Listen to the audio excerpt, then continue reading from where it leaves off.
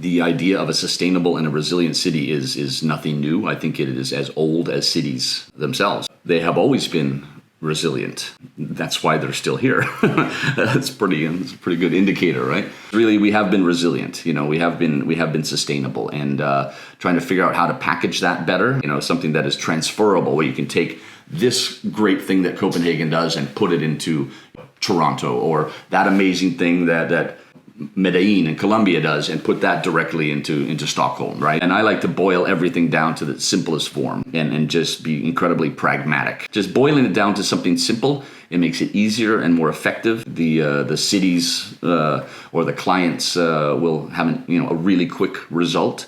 I just want to do away with this tech-based overcomplication of everything in our lives.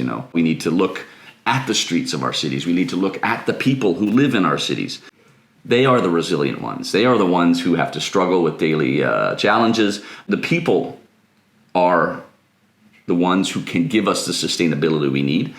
So really, if you want to create a resilient city, it is in engaging your already resilient citizens, asking them for their ideas, not being so arrogant as we have been for so long, thinking, oh, the urban planners can take care of that. The architects, they know what to do. Oh my God, it's this elitist approach, which doesn't really match the desires of the citizens. Really, I should just be able to walk out onto any street in any city in the world and just say, yeah, I belong here, right? There's no, incredibly, arrogant swath of asphalt, with cars in an intersection, and I'm just the guy trying to cross the street, and the buildings are out of scale, and there's no public space in front of it. I'm supposed to look up and say, oh, architecture, and then, where do I sit outside this building? I mean, it should be, everything is street level. You can have a sky-rise city, so it's not always about architectural scale. It's really, for me, everything is about the streets, and the streets for millennia have been the most democratic spaces in the history of Homo sapiens. They belong to us, and we have had many decades of transport dictatorship where we have only put our efforts into providing space for more cars and narrowing our sidewalks. You look at photos of New York in the 1920s, like the sidewalks were massive because of the volume. Historically, these democratic spaces, we did everything in the streets. We had small apartments, but we went out into our living room, the streets. We bought and sold our goods. We transported ourselves. We flirted. We gossiped with our neighbors. Our kids played in the street. I mean, everything happened there in the public arena. And now we're different in our cities. We have nice apartments, big or small, doesn't matter. So we spend a lot of time, in front of Netflix or whatever we do. So we use the streets less.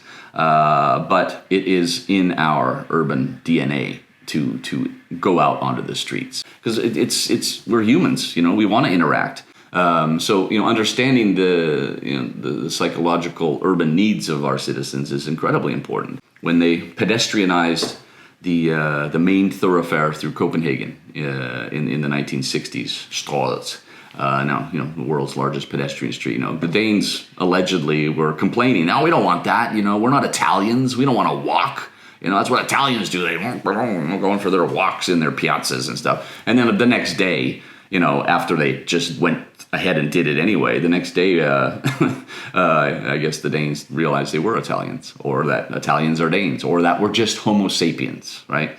We need to get back on the streets. We need to encourage people to use them. We need to make it an enjoyable space. Just me walking down to my shop in any neighborhood in the world, that should be, I don't need to enjoy it. I don't need to go, oh my God, this is amazing. Just walking to my shop. I should have it in my head. This is enjoyable. Oh, there's a neighbor. Oh, I was looking around doing all the things we do. That really is the goal, is putting democracy back onto the asphalt. And limiting the destructive capability of automobiles, and in making a lot of inroads into more sustainable transport and more enjoyable, sticky destinations in our neighborhoods.